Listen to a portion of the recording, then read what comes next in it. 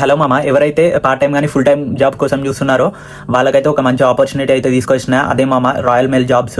Already ఇంతకుముందు కూడా మన అకౌంట్లో వీడియో అయితే చేసిన అనమాట. మళ్ళీ అయితే ఆ జాబ్స్ అయితే ఓపెన్ కాబోతున్నాయి. చాలా మంది ఏంటంటే మన గూగుల్కి వెళ్ళి రాయల్ మెయిల్ అనగానే రాయల్ మెయిల్ జాబ్స్ అని సెర్చ్ చేస్తున్నారు. సో అది సెర్చ్ చేస్తే వేరే వెబ్సైట్లోకి వెళ్తుంది అనమాట. సో అంగాడ్ స్టాఫింగ్ అని ఉంటుంది మామ.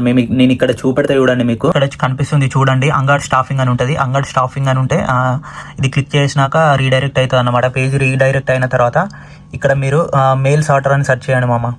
ఇక్కడ మీరు మెయిల్ సార్టర్ అని సెర్చ్ చేసి మీ లొకేషన్ పెట్టుకోండి. లొకేషన్ టైప్ చేస్తే ఇక్కడ మనకి కనిపిస్తాయి చూడండి. ఇక్కడ మనకి ఎన్ని కనబడుతున్నాయో, బ్రిస్టల్లో, లండన్లో కూడా ఉంది మనకి చూడండి. నార్విచ్ ఇవన్నీ ఉన్నాయి మామ.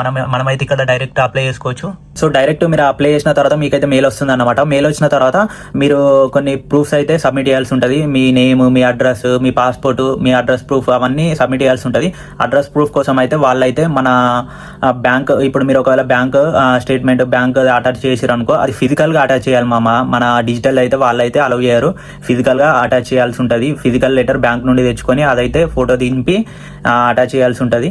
వేరే ఏమైనా మీకు కరెక్ట్ అడ్రస్ ప్రూఫ్స్ ఏమైనా డాక్యుమెంట్స్ ఉంటే అది కూడా అటాచ్ చేయొచ్చు అనమాట. మెయిల్ సార్టర్ అయితే చాలా బెస్ట్ అనమాట, చాలా కొంచెం ఈజీగా ఉంటుంది. సో ఆల్రెడీ నేను చేసి ఎక్స్పీరియన్స్ కాబట్టి చెప్తున్నాను.